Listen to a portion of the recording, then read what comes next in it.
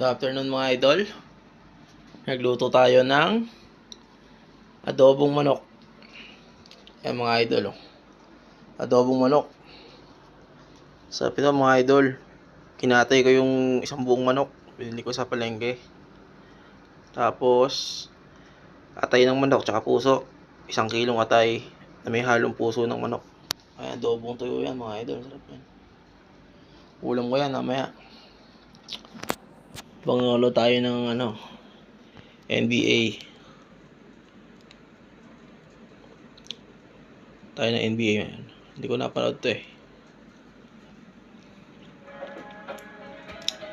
Mga ito, sasamahan pa ng ng isang malamig na Red Horse. Pupo tayo sa sa kahon. At yan mga idol, samahan natin ang Red Horse. The best yan mga idol.